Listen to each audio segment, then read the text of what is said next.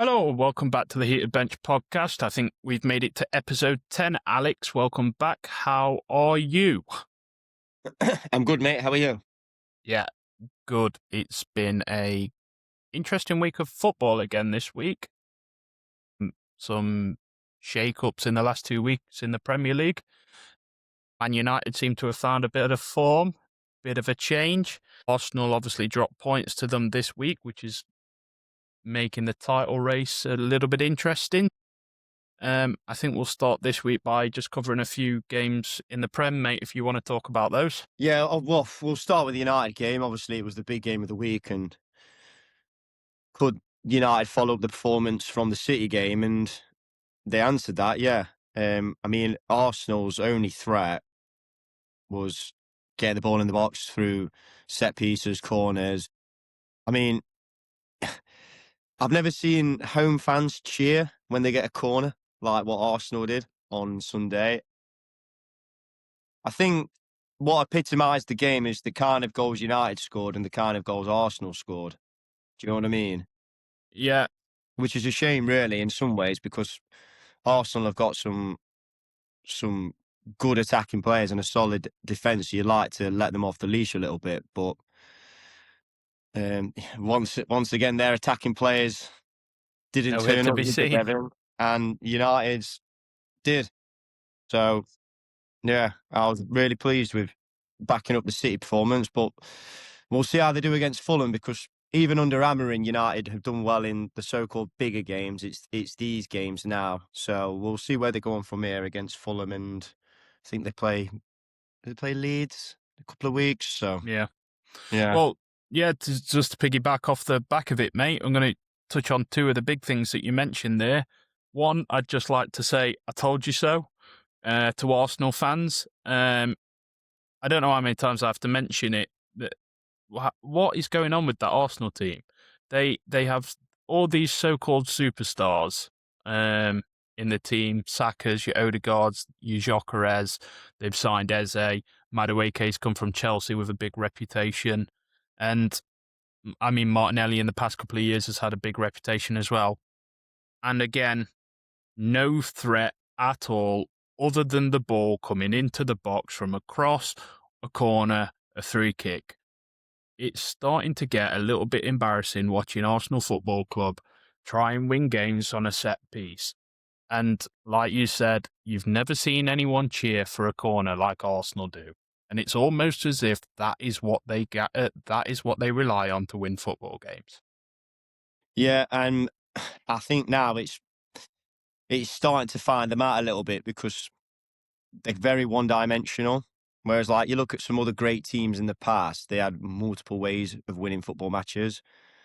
And Well, I we've said, spoke about the statistics of the Arsenal forward players and the volume of goals they've scored, and obviously it's not many. So well, let me read you a few of those statistics out, mate. I took a screenshot of the TV at the weekend when Sky put some stats up after the game. So Arsenal's forwards, Bukayo Saka, who we've mentioned quite a bit in recent weeks, 0 goals in the last 13 appearances in all competitions.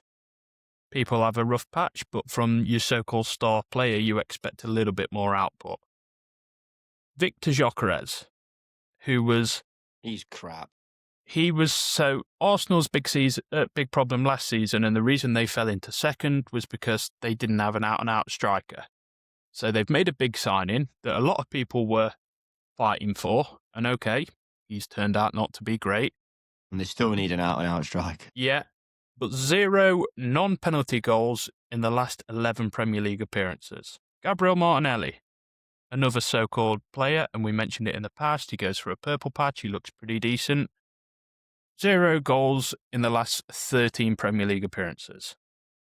Madueke, signed from Chelsea, not starting every game, and this probably includes a few of his performances at Chelsea.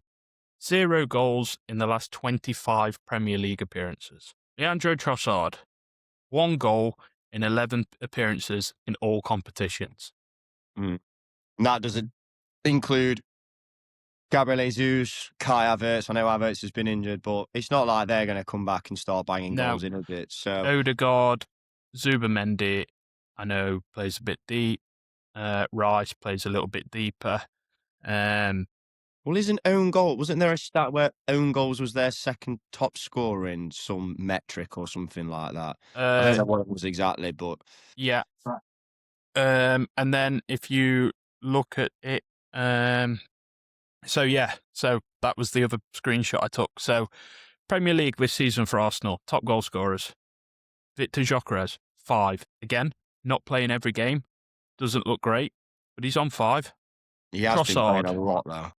Trossard rotates with Martinelli, 5, but hasn't played a lot in the last few weeks.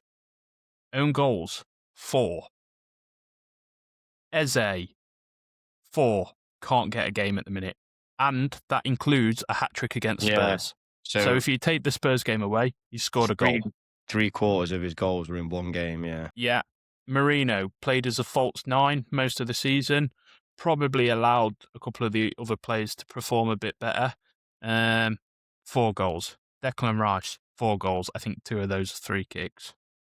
So it just goes to show you that when the Arsenal fans blasted me a few weeks ago for saying that they've got overrated players and that they don't perform and that it's a good job that their defence is so solid, they're just proving it now. Arsenal are proven bottlers in and around January, and they had a point. I think they had a chance to go. Was it 12 points clear a few weeks ago, or a week or so ago? And now we're going into February. Statistically, City's strongest point of the season in recent years, with a 4-point gap. Mate, Arsenal should have had this title done and dusted, man. City have been poor this year. Obviously, Villa aren't going to sustain a title challenge. You know, Liverpool and fucking United and Chelsea have been leagues off it. And if Arsenal had a decent striker, they'd be 15 points clear now. I generally, honestly do think that. Look, everybody's chipped in a little bit with contributions, but I don't know. I just don't see. I still think they'll win the league. But I don't. I'll come out and say it now. Yeah, I do. I think this is, like I say, I think it's just history repeating itself. I don't think they'll sustain the pressure. You know what though? It would be honestly one of the biggest bottle jobs. It'll be the biggest bottle job in Premier League history. The biggest. The last 2 or 3 seasons where they've come second, they've obviously had they weren't really in the title race last year. Liverpool were kind of always ahead, but the 2 before, I don't really think they bottled it as such. To be fair, they were young, inexperienced, and City they at that time as well built their squads. City were unstoppable. City did treble. Yeah, but now, they've obviously pieced together 11 with the additions of Zubamendi and Gyökeres. They've had plenty of chances in terms of pulling away even further, and now the gap's at 4. Yeah. I still think Arsenal will get over the line. Don't trust City to go on a run like they've done in previous years. I think it's a bit of a different team. You know, Haaland's been flagging this year. Rodri, fucking hell, he looks miles off it now at that level. But we'll see, mate. I mean, it doesn't touch the sides for me when City win anything. So the Arsenal meltdown on Twitter would be fantastic viewing for everybody. Yeah. I wouldn't be too fussed either way. Let's flip that coin then, mate. Let's talk about Manchester United.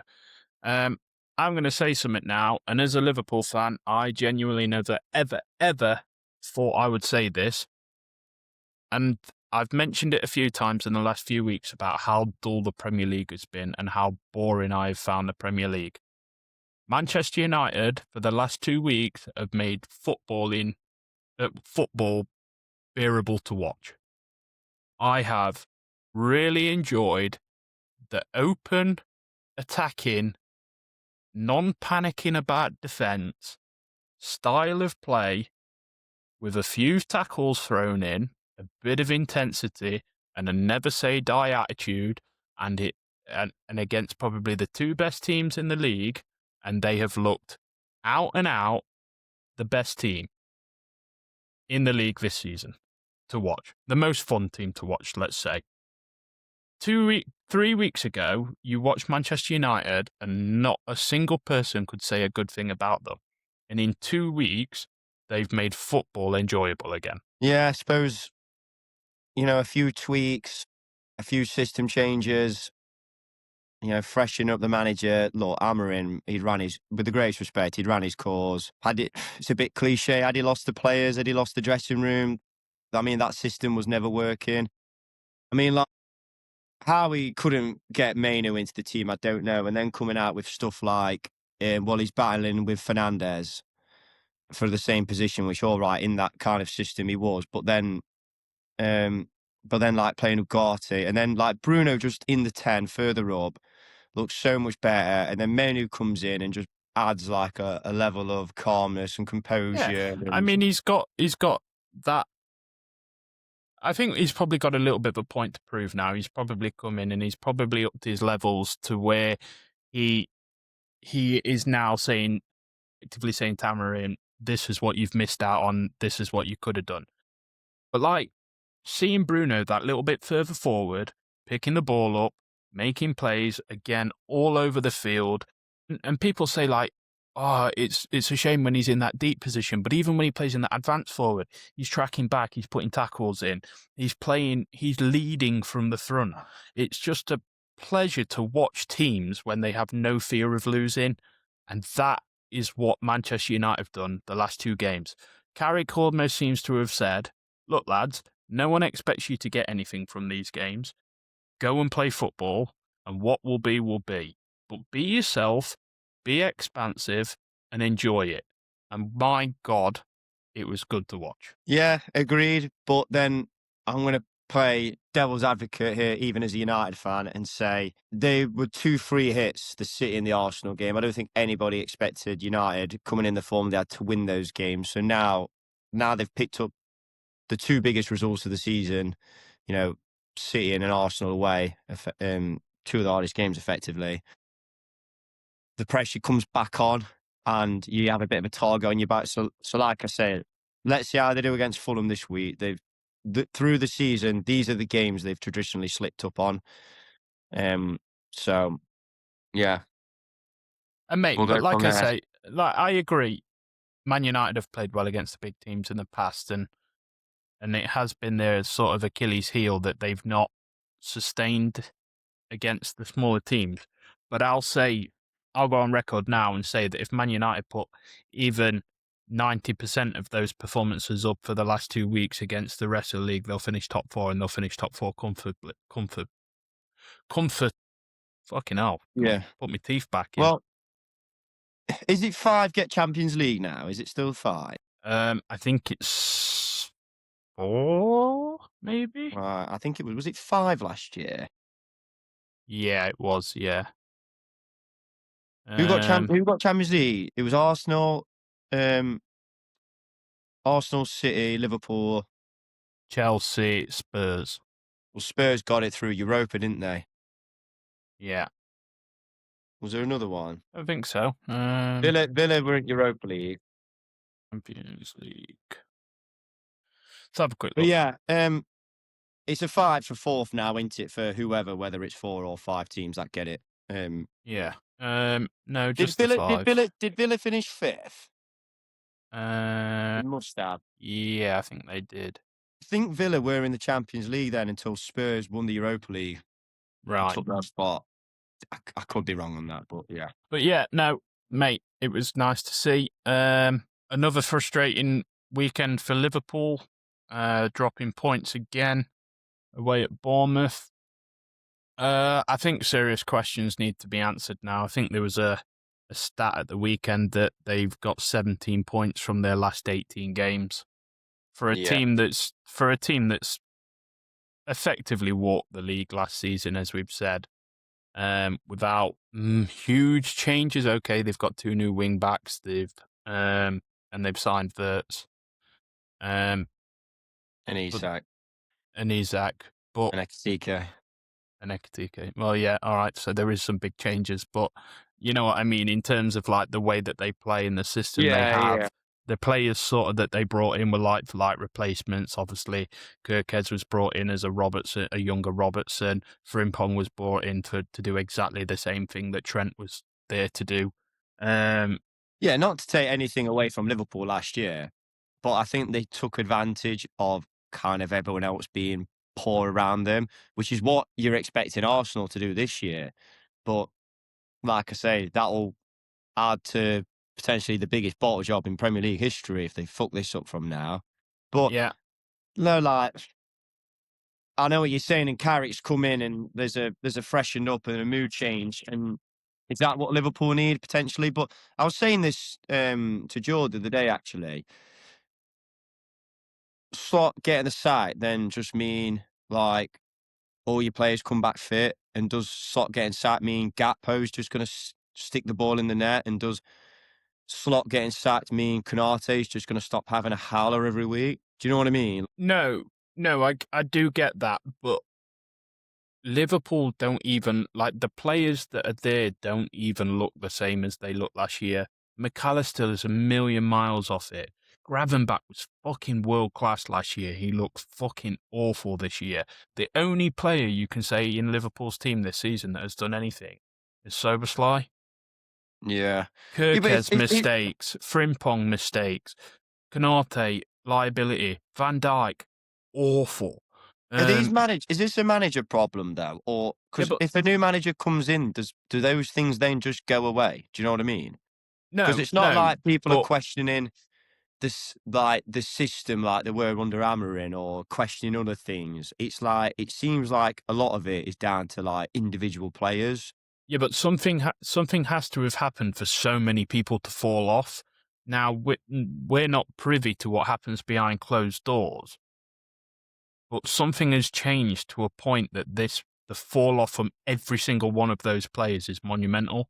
It's not like a couple are playing well one week and then a couple are playing all right the next week, and it might be just a case of a few have had a bad game or made a mistake. Yeah, Since game one this season, Liverpool have been lucky to win games. There hasn't been many games that Liverpool have gone out and really took it's advantage not of. been it's not been since game one. It's been since last March, really, since the Paris Saint-Germain game. Yeah. And I think he's used that as an excuse today in his interview. But that's the other thing as well. I listened to some of the stuff he comes out with in interviews, and I just think it's like pressure. He's panicking under the pressure, and it's like when Klopp was under pressure, and he would get hammered for things he said, like the wind or fucking this and that, and he always had an excuse. But you always knew that next week you would get something out of that Liverpool team. Someone would step up. I don't think anyone's going to do that for Slot. I don't think someone's going to grab a But game by the scruff of the neck and back him up that like. is that Slot's fault though? Do you Well, know if what I you, mean? but it looks that case to me that if you haven't got the relationship with the players or got that, I know, um, I get what you're saying, but should he have that relationship with players, or should players just should be getting the best out of themselves and for the fans and for the yeah, club? but you know that that's not how football works anymore. It's the case. I mean, you only have to look at United 4 weeks ago. You got players. I think with United though, it was generally that bad, and everyone was questioning the system and the players around the system. Slot's just carrying on from what he did last year. It seems playing the same team, the same formation, the same system. So I I don't don't. know. I do get what you're saying. I just don't think he's the man. I just don't Oh, see fair enough. what he And to be brings. fair, it might run its course, and the ownership and the management might act and say, "Yeah, we need a change," and that I know. and that and that can work. I'm not disputing that. I I'm just don't saying, think. like, does a new manager coming in then just stop Konate having a stinker every No, week, no, or it like, doesn't. does now a new manager's coming in? Has Gravenberch just Do you got know? a Do you know the thing new is lease now? of life? I know top four is still to play for, but you would say looking at that top four or top three at the minute, I'd say that top three looks pretty much wrapped up, right? So teams are playing for one spot or like so. for Liverpool to qualify now, they're going to have to outbattle Chelsea. They're going to have to outbattle this new look United team. There's other teams in and around there that I won't be worried about Chelsea. Fucking hell. think, yeah, but mate, Chelsea, they have games where they don't look bad. So the potential with Chelsea is there, and they've got the players to be sustainable for me. But I just can't see Liverpool. For me now, I mean, we're 27th of Jan, so we're clearly not making any signings. So for me now, I would, and this is going to sound outrageous because I don't actually think he's a good manager. I would just get rid of Slot and I'd bring someone like a Gerrard in till the end of the season and then go and get a full manager. Pretty much like United are doing. I'd just give someone a bit of a chance that knows the club inside out, a chance to come in and say, right, look, lads, it looks a bit sideways here. We're in the position we're in. Can we go and just play football? An exciting thing. Why not just get Xabi Alonso? Because I think Alonso would have wanted some say in this January transfer window. And I think he'll probably want... You'd rather wait for Alonso in summer? I think I'd like the club to sit down with Alonso and say, right, this is where we're at. What would your plans be going forward? What can we do to help you in the summer? And him to turn around and say, right, well, I'm going to get this player in Isaac back. I've got a relationship with Wirtz. It's very clear we're going to need a centre half. We've missed out on Gueye. So I'm going to need this. I'm going to need that. And I think I'd like him to get a chance rather than come in now, play with this squad that might pick some results up, might not pick some results up. And if he doesn't get the results, if they carry on playing like the sort of the way they are, he's on a bad turn to the end of the season. That's my thing. I think that's sort of what United have done well, where they've Chuck Carrick the job and basically told him, look, you're probably not going to have the job after the summer. But if you go out and show us something now, get the lads playing well, give them a bit of confidence. A free hit for Carrick, innit? Because it'd be a free hit for Gerrard. Yeah, I know what you're saying. Do you think Alonso's the man then? Because he's done amazing at Leverkusen, but he's failed at Real Madrid. Which, let's be honest, managers fail there. They sack man. Like I said it the other week about scrutinise. It's like Real Madrid, they're like Chelsea. They just, as soon as a manager has a bad day, bombing off. We're not interested. Yeah. But Alonso plays a 3-4-3, right, which is what Amorim did. And do you think that's going to suit the way Liverpool are with these kind of players as well? Part of me thinks yes, because I think to have these... So to have this sort of system, you have to have incredibly good wing-backs, right, that are attacking-minded wing-backs, but you have to have players that can defensively sit well. So when Liverpool were really successful under Klopp, they had Robertson and Trent that the game played through every week, right? And they knew that if that didn't work, or like if they were out of position, you would have a Fabinho or a Henderson that could sit in that gap and just drop and understood the style of football they want to play, right? I think Liverpool now have McAllister and Gravenberch that can do that job when they are playing well, right? I think if Liverpool had a back three and had let Kerkez be as attacking as he was at Bournemouth and Frimpong as attacking as he was at Leverkusen, I think the only thing that Liverpool would need now, I actually kind of think this would suit Konate as well, because Konate is there for his pace to cover, right? So if you could have sort of like Van Dijk sat in the middle, Konate on the right, a new centre-half that's a little bit assured of the left, you can allow Van Dijk to play that sit-off that he does, where he sits and sweeps and does that little jockey that he does, because you know you've got the speed of Konate to go and attack the ball, big lad thing. Konate last season looked $1 million. This season he's looked a donkey. And if you can pick another defender up, someone... I kind of like the lad at Bournemouth. Is it Sinisi?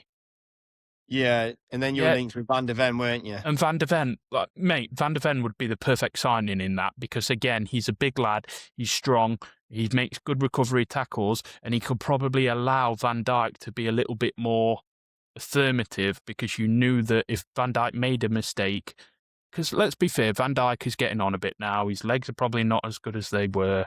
He's not as quick, and he's going to need that support. That's the way football works. If they can Yeah. play that system, they think. So then you look forward, right? So you then have your McAllister and your Gravenberch that can sort of sit in that gap and play the role. Then that allows someone with the talent of Wirtz, because Wirtz in the Champions League looks a completely different player to the Wirtz that plays in the Premier League. So if you Yeah, but I allow get. Wirtz that little bit of, right, you can roam there, you can roam there, you can play across that middle, because then you know that's gonna that there's gonna be some sort of protection behind there, because you've got 3 centre halves that are going to be in that gap and 2 central midfielders that make a bank of 5. So those players in Kirkez, Wirtz, and Frimpong can be a little bit more expansive, and then you just need a goal scorer. Well, I don't think. Well, I think Liverpool have 2 incredibly good goal scorers. Isaac, when fit, has proved how good he is. We saw it at Newcastle. Players don't turn bad overnight, right? And Ekitike, again, has been a little bit of a breath of fresh air. He's been a bit poor the last few weeks, but he hit the ground running. The thing Mm. for Ekitike, he probably thinks, fuck's sake. In fact, signing Isaac was probably a bit of a bad move for Ekitike, because Ekitike looked brilliant and he looked like $1 million. And then obviously he gets put on the bench and stuff, and he probably thinks, well, fuck me, what more do I need to do to be playing? But then, so yeah, going back to it, I think the system may suit, because it's a system sort of very similar to the way Klopp played football. Just Yeah. Well, we'll see. We'll see if Slot either turns it around. I think they'll give him till either, well, you get knocked out of the Champions League or you win it. yeah, well, I that think, would be the nail in the coffin, the Champions League. yeah, obviously, Prem's obviously defending the title's gone. So I think they'll give him a Champions League run. And if and when he gets eliminated from the Champions League, I think that'll be Slot's time, unfortunately. I agree, mate. I do agree. Right. Well, we've done a couple of lists to get some debates and some controversy and some topics going. So shall we crack on with these? We can do, mate. Yeah, where would you like to head first? I think it's been a topic on YouTube, and with it being a January and with it being near the end of the transfer window, we've done our top 10 January signings. So Well, you've done 10, I've done 8. okay. Well, shall we do it? We'll list ours from bottom to top. I'll say my 10, you say, well, I'll say my first 2, then we'll go say our 8th, say our 7th, and then have a chat about it then. So, okay, right. In 10th, for my top 10 January signings of all time, I've got Bruno Guimaraes for City. Not City, sorry, Newcastle.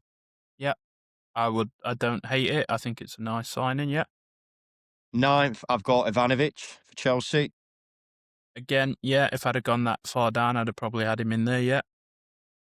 And then 8th, I've got Andy Cole. The reason why I've got Cole so low is he signed for United. Nothing to do with him really, but he signed for United when you could sign players all year round. It just so happened to be in January when he signed. So it weren't really like a January signing, do you know what I mean? It was just, you could sign players all year and he was just in January. So that's why I'd got him so low. But anyway, who have you got 8th? So my 8th is Moises Caicedo for Chelsea. Okay. 7th? Well, just on Caicedo, I think obviously he's a fantastic. A lot of people applauded Rice this year, and I think Caicedo at Chelsea is out and out their best player. Everyone talks about Palmer, but Caicedo for me is $1 million. It's the one signing that I wish Liverpool wouldn't have missed out on. Fair enough. Now you got 7? I've got Seamus Coleman. I've got Gary Cahill. Yeah. Gary By Cahill. the way, go on, sorry. I was just going to say, Gary Cahill from Bolton to Chelsea. 6 months later, he wins the Champions League and the FA Cup, and then goes on to win every trophy for Chelsea, captains the club, plays in the back 3 under Conte, and he cost about 8 million quid, I think it was. Yeah, it's a great pick up, to be fair. I went Coleman purely on numbers, mate. I think. Well, 6th, I had Seamus Coleman. Yeah, so I went Philip Coutinho at 6. I think Coutinho's ceiling when he was at Liverpool was fucking ridiculous. Like, that guy was a freak. Yeah, I didn't have Coutinho in my list. Um, I suppose what you could say about Coutinho is, and again, it's not really on his, say, football ability or impact as such, or longevity, consistency, whatever, but you signed him cheap and sold him for a huge, huge profit. So, like, if you want to look at it that way, then yeah, I get it. But yeah, Coleman, 50 grand it was, wasn't it? And then he's played like Yeah. 500 plus games for Everton. So yeah, that in itself is amazing. If I had Suarez, 5th, I've got Bruno. I assume then you've got Suarez high, but I think for me, he just doesn't go further up just because he didn't win really anything with Liverpool, but then also his time in the league was just shortened as opposed to the players I've got. I think Yeah. in terms of ability wise and as a player, you'd have him right up there. But I just thought time in the league, he weren't great. He was still decent, but it weren't great for his first year. It was only when his last 2 seasons when he was like real world class. Yeah. Yeah, no, I like your points, to be fair, but I just went purely off those magical moments that he created for Liverpool. Yeah. No, Um, I think I don't for, mind it. yeah, so that'd be for where I have him in the list. But I went Bruno at 5. Again, I think he's just Mr. Manchester United now, isn't he? There was a lot of talk of him leaving and stuff in the summer, and I think it's probably the worst thing that could happen for Manchester United. If they lose him, they are in dire straits. Fair enough. Fourth, I had Patrice Evra.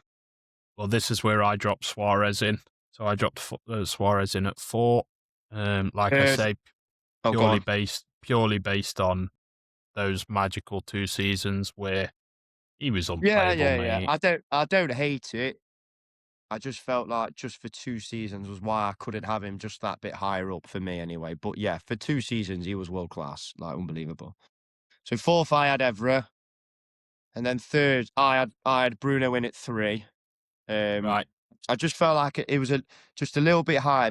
He was obviously in the league more than Suarez, and um, it's hard to have him above Evra in terms of because obviously what Evra won. But I felt like the difference between like a number 10, like the influence he has compared to a fullback, was the reason why I had Bruno like just higher up. Really, just kind of like influence on the pitch more than anything. Yeah. So who did you have it for? I had Everett at 3, purely based off his accomplishments. Um, Arguably one of the best left backs of all time in the Premier League. I think he would probably miss out in the all-time left back spot purely because Ashley Cole. Yeah, Um, it's fair but enough, isn't it? but again, valuable member, became a big senior member. As much as I don't like him outside of football, yeah, it's just you can't deny his ability and what he did. Fair enough. Right then, 1 and 2 then. I am assuming we may have the same 2 players in reverse order here. Have we got 2 centre halves? We have, yeah. And I'm Okay. assuming your 1 is Vidic and your 2 is Van Dijk, and my Yeah. 1 is Van Dijk and my 2 is Vidic. I've got Vidic 1, Van Dijk 2. Yeah, and I've got it vice versa. The only reason why I had Vidic first was Van Dijk came in for obviously a lot higher transfer fee and also came in with like a reputation of he's going to be the one to shore it up. Where if you actually look at it, when he signed, Liverpool weren't fully assured in defence until Alisson and Fabinho arrived. Because can you remember that? I do get that argument, but I think it just gave Van Dijk signing gave Liverpool that little bit of purpose from being a nearly team to being a great team, and that I, Not I, disputing that in the slightest. I went purely on his impact for Liverpool. That's purely why I put him as 1. Yeah, but then like Vidic's impact at United, his first full season at United win the Premier League, and they'd had Rio, and they'd had Gary Neville, and they'd had Van der Sar, and they'd had Carrick, and they'd had Giggs and Scholes previously for the last couple of years. It weren't till Vidic and Evra come in. Vidic, to be fair, had a bad month or so when he started. Obviously, people talk about when he got hooked at City, but I just thought for value for money, Vidic signed for what, 8 million quid, and was the Premier League Player of the Year twice, Yeah, Champions League, won the Premier League I think 5 times. yeah. I'm gonna throw my opinion out there, and I'm pretty sure you've got to know what's coming. I don't, But to be fair. I always have this argument when it comes to Vidic. He gets placed as like probably the best centre half in the Premier League history, and he makes all the team 11s and blah blah blah blah. For me, he's not. He's not in that list. I think Vidic looked twice the player he was because of who he had playing next to him.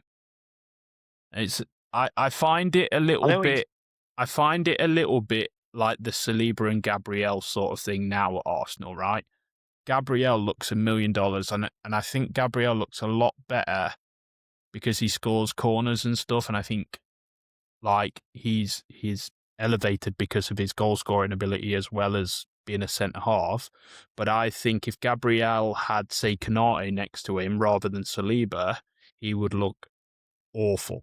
Whereas Saliba is like the Ferdinand, that they're just Rolls Royce football players, mate. They fucking make players look brilliant. There's never a panic in them. They look assured in everything they do. They can play with the ball at their feet. And that, for me, is why I can't have Vidic in that higher level, because for me, Rio is twice the player that Vidic was. I do think as well, I do, Rio was amazing, but I do think as well, in that time before Vidic was signed, Ferdinand never had a settled partner. And in that time, Arsenal won the league, Chelsea won the league twice. So I just thought Vidic coming in, the impact he had, the trophies he's won, player of the season twice, and coming in at significantly cheaper was. But look, I'm not offended with Van Dijk being number one. I No, think, well, again, like I say, I kind of knew what was coming because obviously not biased to a degree, but like I have a slight Liverpool bias, you have a slight Manchester United bias, and I thought that's where we'd go with that. So yeah, but no, I don't. To be honest, mate, I know we did it for a little bit of heat, but I actually can't argue many points on yeah, that. we've kind of gone for similar players, haven't we? Yeah, I've probably got my United tinted goggles on a little bit with Bruno being so high. But yeah, I think so. I'm just going to own it and just that I love Fernandes that much. I just wanted him that hard, basically. Right. I'd like to finish on our 10 greatest players. So for now, we'll go to current Premier League, and I know we've touched on players this season a few times. But who are the most top 5 overrated players in the Premier League this season? I've listed this as my top 5 fraud watch. Right, yeah, no, if we're going on that, then my list would still probably be relevant. So, yeah, we can go off that. And in fifth place, who everybody seems to rate, but actually doesn't score that many goals now, and there was talk of him signing for United or Arsenal, is Mateta. Well, funny you should say that, mate, because I have a joint fifth of Gyökeres and Mateta. Well, I don't put Gyökeres on the fraud watch because I don't actually think people rate Gyökeres. I think people just think he came in. Yeah. They might not rate him now, but if we're talking this season, he came in with a big reputation. Yeah, I know, and big money. I get that. Mateta, like, when was last time he scored? Honestly, like, Yeah, he's on a bit. He is on a bit of a dry spell, to be fair. And then it's like, and then people saying, "Oh, if he goes to Arsenal or United or whoever, he improves." Then I'm thinking, does he? Yeah, I'm not sure about that. no, I do think think he'd score. I do think he'd improve Arsenal purely based on he can put the ball. I know he doesn't do it often, but when he does get chances, Gyökeres being that shit. Yeah, pretty much. And I do think Mateta has an ability to put the ball in the back of the net. I just don't think he's consistent enough at doing it. And you need players like Mateta. Well, I mean, there's a reason that he's linked with a move away, and it's to Nottingham Forest. You know what I mean? Tells you everything you need to know. Mateta. He's linked with a move away. Yeah. He's linked with Forest. Apparently, Forest have put a 35 or a 45 million bid in for him that's likely to be accepted because he wants out. You know, well, that says it all. But that shows you everything that you need to know because he's not going up, he's going down. So Yeah, yeah. Well, in fourth, I've got Verts. I do feel Verts does get hammered, and rightly so. I hammer him as well. But I think kind of what you said there, the reputation he come in, the lack of performance, he plays every week. And well I even if he doesn't score or doesn't assist, I feel like he offers very little to the game. Like, I I love to have batter Salah, but at least Salah can score a goal in a blink of an eye. Or there'll be a moment where Van Dijk just switches a play. Salah's running off behind and he scores. Do you know what I mean? He can do yeah. something like that. Whereas, Well we'll go on then. I have the second in my list. Right. Purely based on because we said fraud in the Premier League. Because, like I mentioned earlier, I've watched Verts in the Champions League, where the pace is a little bit slow and you get a little bit more time. I think he looks a lot better. So it looks to me that the ability isn't gone. I just don't think he has the ability to do it in the Premier League as it stands or in the way that Liverpool are Yeah. playing. Now, I don't know if that's because how poor Liverpool are or just a case of he's never going to be able to do it in the Prem. So that's why I put him second in mine because, It's probably both in it. Like, if you yeah, look at the teams probably who Liverpool have played in the Champions League, how many of them would finish above Liverpool in the Premier League? Really, probably none. yeah, Like, I think Inter Milan, I can't remember if they're like second or third in the group stages or whatever, and they won't finish. They won't finish ahead of Arsenal City in the Prem, would they? So, no. So in fourth, and you might disagree with this, but I've got Carlos Baleba at Brighton. okay, that's not a bad shout. He's been miles off it this year, So to be he fair. had this massive thing that he was going to go to United. He was going to fucking transform United. He was going to be the one that allowed Bruno to be like this unbelievable, like to go on back into like the 10 and be unbelievable. And you were going to be sure, mate, every week, Brighton concede every week without fail. If he's meant to be one of the best CDMs in the league, he should be assuring that back four up. Now, okay, you expect Brighton to be in tasty games and that they're going to concede obviously more than the likes of like Liverpool or a Chelsea or a United, Arsenal, etc., etc. I get that they're a mid-table team, but the money and the things that were being thrown around him was fucking unbelievable. And every time I've watched him, he looks lost. Yeah, and I also think now, I mean, they could. Well, they'll probably. Do you know what? They probably will still go for him now. Casemiro's confirmed leaving, but I was about to say he might struggle now to get a move to United because now Carrick's playing a three and he's definitely playing Bruno and Maino. That only leaves the other spot. So they probably will presume now Casemiro's looked to leave, but I know what you say. He's been miles off the pace this year. So yeah, not a bad shout actually. Right, I'll go for my number three because you know my number two, so I can go three and then you can rock 3 and 2 back to back. So my number three, I went for Liam Delap at Chelsea. Okay. I feel he's another one like Jokeres though. Is he rated?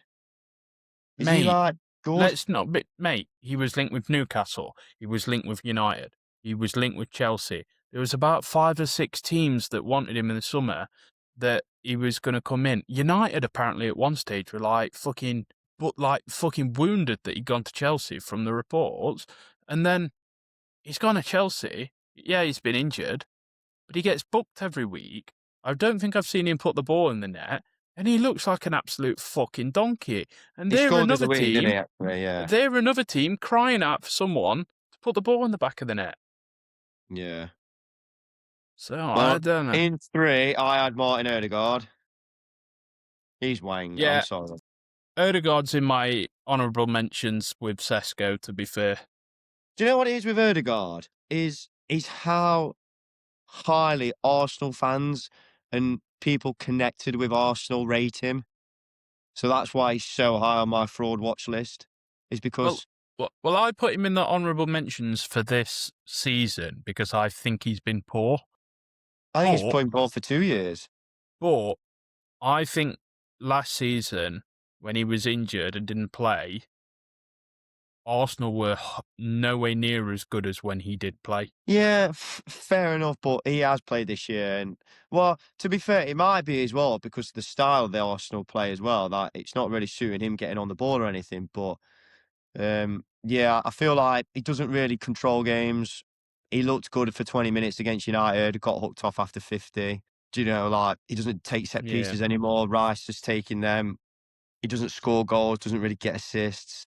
Martin Keown saying he'd have him over Bruno. And then he said he'd have him over Bruno because he's like more versatile and plays different positions. I Thinking, thought is this bloke all right? He plays one position. He has to play he's to the just left an in centre midfield. he's just another one of those ex pundits, mates, that's had 1-2 bangs to the head along with fucking Darren Bent, Gabby Agbonlor, and fucking Jamie O'Hara, pal. Spastics, honestly.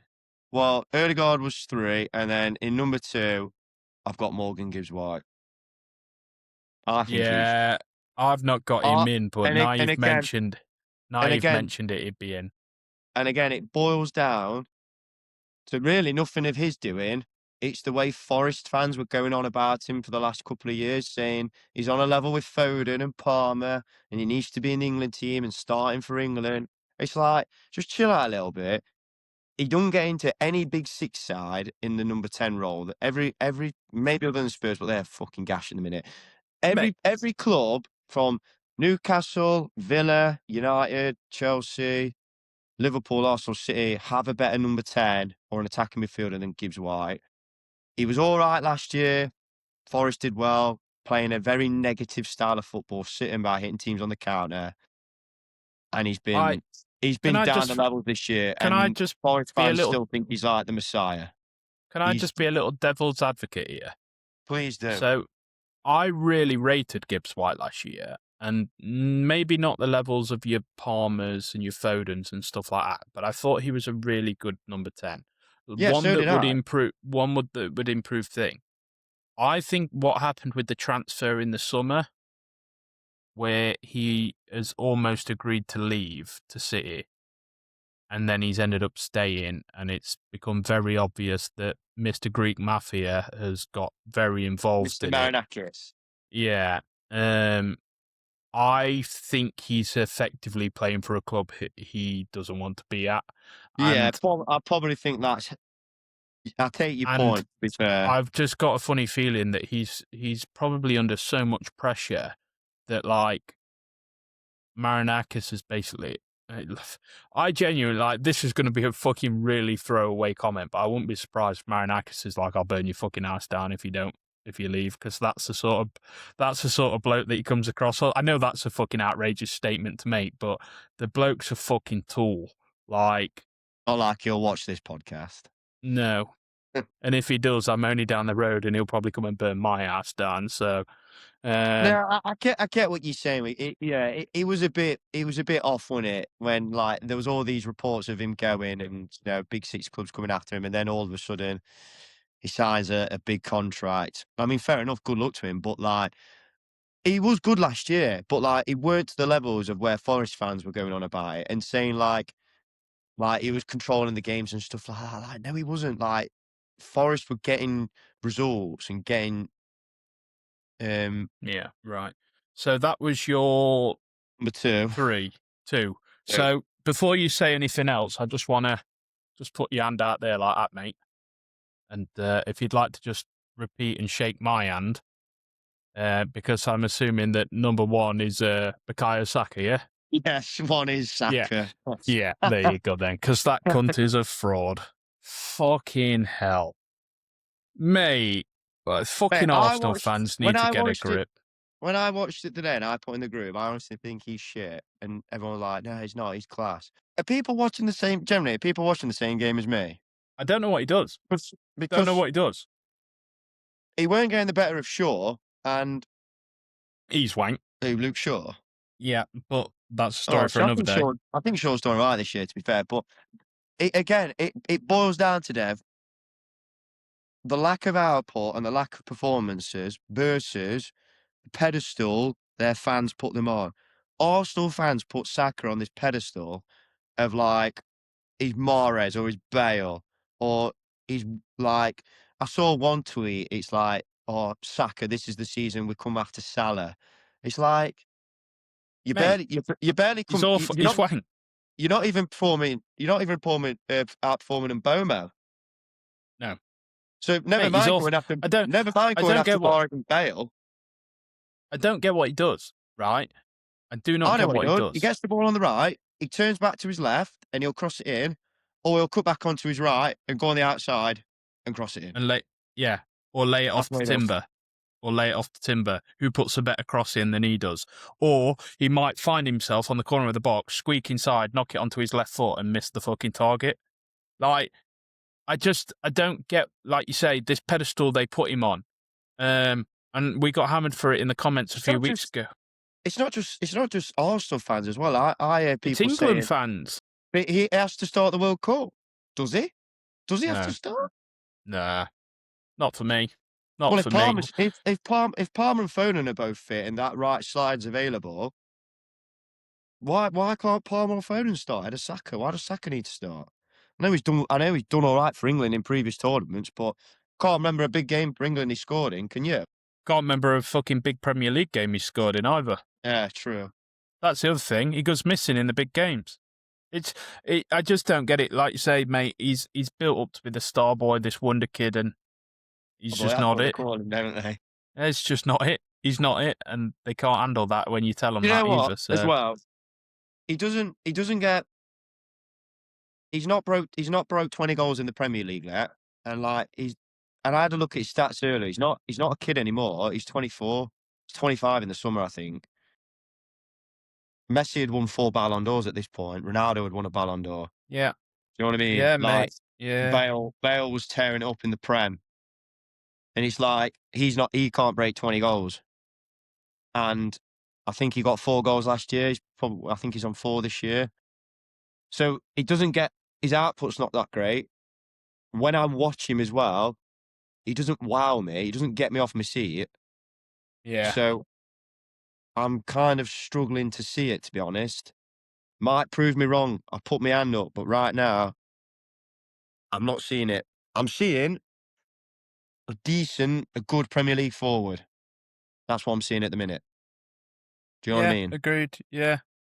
I'm not seeing anything world class. I'm not seeing anything getting into Premier League 11s and this and that and this and this and needs to start for England. No, mate, no, you got my backing on that. Gonna get cooked in the comments when he gets to Arsenal algorithm. Let's go. Yeah, Arsenal fans though, they hate it, don't they? Seeing combined 11s all week with their fucking players from 1 to 11, and they fucking joke fan base. I'll put my hand up if Saka proves me wrong. I won't. But when you look at like Ronaldo and Bale and and they're winning the PFA Player of the Years, and Saka's not even got over the line on a big trophy yet either. No, he's not won a Premier or Champions Leagues. No, again, mate, time to change it. But like you say, he's 24 now. He's maybe 250, 300 games into his Arsenal career. Hasn't broke 20 goals in the Prem. Yeah. The maths aren't adding up, mate, if you ask me. No, you are preaching to the converted, pal, on that one, I'm afraid. Right, let's finish it off then. Let's go. Top 10 greatest players to grace the Premier League. We'll do what we did last time. We'll start in reverse order, and we'll go from 10 to 1. Right. If you'd like to take us away with number 10, please, sir. Probably a bit low, but it's my opinion, so fuck the haters. And his fans can come in the comments and all. Mo Salah is my 10th. Jesus. What? Fucking hell, you chat bollocks, don't you? Mate, how can he be that low, mate? He's lucky to be 10th on my list. Fucking Jesus. Well, we're going to fall out anyway, because there's a big name in mind that I'm not even putting in the fucker, so... but I went...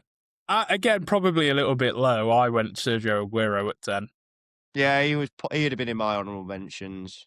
To be fair, mine was more looking at like consistency, peak, longevity, the trophies they've won, the impact, just everything really. That's just kind of like Mate, Like I thought, don't give me this bollocks and then fucking throw Salah out there. Yes, he can look like he's looked a donkey this year, and there have been times where he's gone through quite. Mate, he's scored like 20 goals plus every season. His fucking output for yeah, Liverpool has been outrageous. He's a he's fucking proven winner, a proven goal scorer, and he's up there as one of the best fucking wingers that's graced this league. yeah, he is, and that's why I've got him 10th. Fucking 10th for me. Yeah, Right, all right. right. His Fuck you. stats are amazing. As a goal scorer, and his output, never questioned it. I've questioned his ability to play football. I watch him play, and he will do 20 things in a game that are League Two level. And then all of a sudden, bang a goal. And look, I get it. Football, scoring a goal is the hardest thing to do in football. But in my opinion, I've got players ahead of him who I'd rather watch, who have, been in the league longer, won more Premier League titles. So that's why I've got him 10th. So fuck you and fuck his fans who are going to come after me because they think he should be one. All right, fair enough. Number 9. Steven Gerrard. Fucking Jesus Christ, man! I can't believe Mate, what I'm hearing, he never won the league. How can he be higher than that? He never won the league. mate. He was fucking without a doubt one of the best central midfielders that's ever graced that Premier League, and played with some of the worst players that have ever graced that Premier League. You don't fucking win leagues on your own, pal. But he nearly did. But he nearly did. Nearly did. I'm not taking Mate, anything away from I'm Gerrard. not having it. No, you can fuck that. Not a fucking chance. Not a fucking prayer am I listening to. I don't even want your reasons, mate, because it's bollocks. All right, well, I've given you my reasons. He can't be any Right. higher when you've not won a Premier League title. I'm sorry. Yeah, well, The in 9th, I've greatest got Patrick Vieira. Oh, he didn't even make my top 10. There's fucking better My midfielders than him. fucking God. To be fair, mine's quite midfield heavy, to be fair. So at 9, I went Vieira. He's in that class of some of the greatest midfielders to ever do it. Yeah, Loved to his be fair, battles. he doesn't offend me. I'm not going to argue it. Vieira was brilliant, so yeah. So to roll on to 8, then I've got his arch nemesis. I've got Roy Keane. I've got Scholes in at 8. Not even the fucking third best in the fucking conversation. Actually, that's a lie. He's better than Lampard, but he's not as good as Gerrard. Yeah. When we're talking greatest 11 Premier League titles, 11. Mate, it's fine because there's two best managers of all time said they prefer Paul Scholes over Steven Gerrard. 2 best managers of all time can suck my root. Hans Sven said it as well. Managed them all. Yeah, he did fucking great, didn't he? I'm just saying. He liked Scholes that much that he played him on the fucking left wing. Yeah, well done, Sven. That's your opinion counts. Fucking Jesus. I've gone Roy Keane, absolute masterclass, underrated midfielder. You got Keane at 8. Yeah, unbelievable, mate, what that guy did. It's a shame he's fell out with the club as much as he has, because he should be down as one of Man United's greatest legends.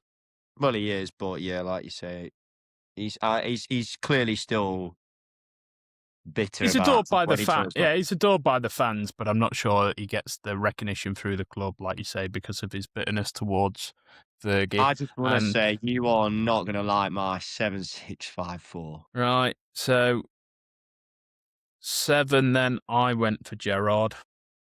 7, I had Giggs. Not even in mine. Mate. And that was the one I expected you. 1, you to have higher, and 2, for me to fucking think. His longevity was admirable, to be fair. Mate, he was world class in like multiple. He was like a flying winger. Won the PFA Young Player of the Year twice, back to back, as like a flying winger. Wins the treble out wide, and then converts to like a centre midfielder. Wins Player of the Year playing midfield. Plays in Champions League finals in different positions, and he's the most decorated player in the league's history, and he's got the most assists in Premier League history and Champions League history, I think. Yeah, that's fine. But he also shagged his fucking brother's missus, and he was a fucking weirdo. So, and he's Welsh, so yeah, fair enough. And if they're your reasons why you're not in, fair enough. 6. I had Roy Keane at 6. Yeah, I don't hate it. I've got Shearer at 6. I'll be honest, I didn't have Shearer in my top 10. And I'm I probably don't. looking now thinking I probably do you know the reason with Shearer though, right, is I know he's the Prem's all-time top goal scorer, but let's say if Kane then broke it, where does then Shearer fall in? Because that's ultimately what he falls on, right? That's where he's rated so highly because he's the Prem's all-time top goal scorer. If do you know what I mean? If like Kane could have easily broke that. If Kane would have broke that, is then Yeah, yeah, he could, but again, it's the same reason. I know it was obviously he won the league with Blackburn, um, yeah, I and don't hate the Shearer shout that he's so like you've got him and there. that is thing. Right. But then to go to Newcastle, be sort of like a one. I know he's not a one club man, but he effectively feels like Yeah, a one club man. he went yeah, that's we associate him at Newcastle. No, I get that. Yeah, and to do what he did in that Newcastle team again, a good team in the 90s, but then fell away. I just think phenomenal to be as high up as he was with the team that he had, some of the teams that he had. Yeah, yeah. 5. Oh, you ready for this one? If you like, I've got Eden Hazard at 5. Jesus Mate, Christ. I loved Eden Hazard. He was so good. Can I tell you, let me tell you something about Hazard, right? I saw a stat the other day. He was the French Player of the Year 2 years in a row, right? He goes to Chelsea.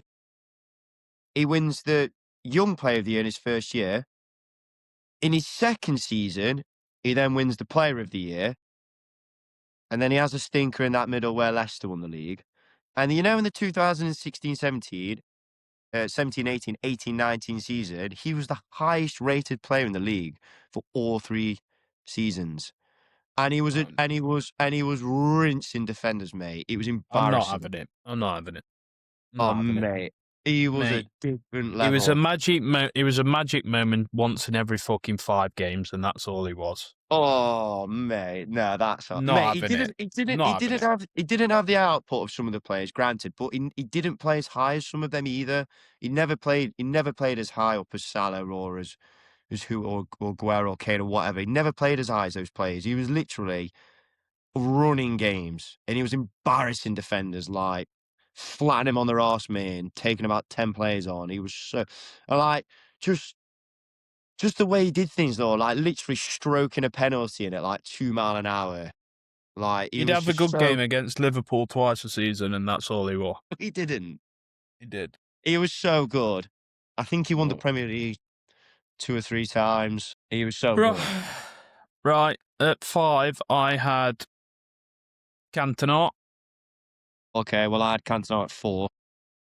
Okay, I've got Salah at 4. I assume we've got the same top 3. Was CR7 and Henri would be my top 3. They're my yeah, they're mine. What's your order? That From 1, order 2, 3. was CR7 Henri.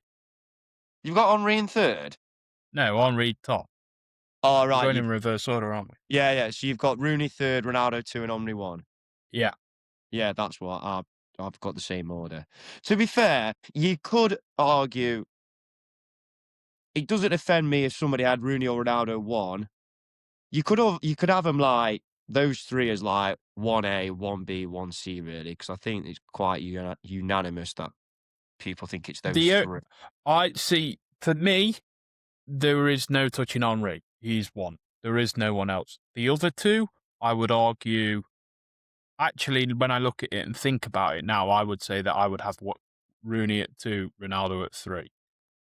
Yeah, amazing. But I just think But Henri for me, mate, absolutely everything you could want. Fast, strong, great finisher, fucking played a fantastic to watch style of football. Turned yeah. up with those fucking black gloves on in that burgundy Arsenal kit. Yeah. When And Vieira and Henri just, walked down tunnel with Vicks on shit with O2 on, you yeah, just knew it was Vicks game on over, shirt, didn't you? O2. And you're just thinking, wow, See, Arsenal va va fans, voom. we're not biased against your club because we love Thierry Henry. Yeah, and It's mate, just Vieira's like, I love Vieira as well. They've got players, Ashley Cole, mate, Seaman, I'm a big fan of. They've got some fantastic players. They're just fucking deluded now. Nah, Thierry Henry was a joke. He was, and like the goal catalogue. I was saying this the other day, actually. You know, if you took Thierry Henry now and dropped him into the Premier League or into world football, he'd probably be the best player in the world now. Yeah, 100%. Not even It, not it, even it, close. he'd definitely be the best player in the league. If you took Thierry Henry and dropped him into the Premier League, he'd be like, it would be levels, mate. Absolute liquid footballer, mate. That's what he is. Absolute liquid. And like you say, it weren't just the numbers, was it? It was like drifting to the left, blue, terrorizing the in that like channel between the fullback and the centre half.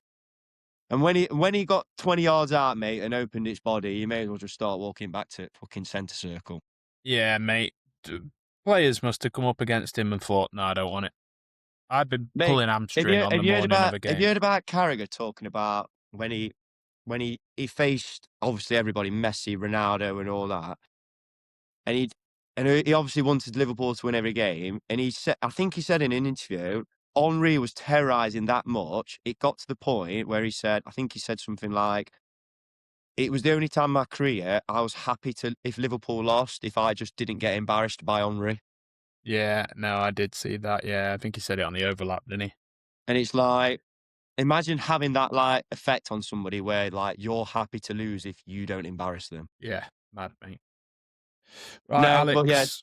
Thierry Henry, yeah, he's my number one as well. So we'll Yeah, finish that. We'll finish on a high for the Arsenal fans who keep roasting you, Dev, and they'll probably roast me now. But well, Arsenal they fans, can't. listen, we, I, I, I want you to win the league. I don't want fucking Liverpool or City to win the league. So I I don't don't mind want if you to win the league. what for the You're the meltdown most. on Twitter. No, mate, I don't want to win the league because the most deluded fan base out there. They hype all their fucking players up. They've been non-existent apart from a few FA Cups for about 20 years. And honestly, fuck them. Fair enough. I can't stand them. Well, just on that, I just want to say we're finishing on a lighter note. We've got a guest lined up, pretty much certain for next week, haven't we, Dev? Yeah, we have our good friend and professional rugby player Morgan will be joining us on the podcast. We're going to talk to him about his career, his step into rugby, and then we'll go on to the trials, the tribulations that he's gone through in his career before finishing off with the his look towards the Six Nations that starts in a few weeks' time. So, yeah, I'm really excited about that. We are in contact with a couple of other people as well, as we've mentioned in previous episodes. It's just getting round to getting them on the podcast. So, yeah, no, I'm really excited about being able to interview our first real guest and get some insight into professional sports from an actual professional, mate. So yeah. Yeah, getting him on just before obviously the Six Nations starts, so we'll get his opinion on obviously how he thinks England will do on that. And like you said, we chatted previously about finances in sports, so it'll be good to hear his side of that with rugby as well. So yeah, looking forward to that next week. Yeah. No, so Alex, we made it to 10. Who'd have thought we'd have got this far, to be fair? I thought we'd have either been cancelled or bored by now. But we keep turning up every week. We keep pumping a bit of content out there. We've got a bit of interaction. But no, again, as I've said in the previous weeks, I want to thank everyone that does tune in. Whether it be the shorts, the podcasts, commenting on social media.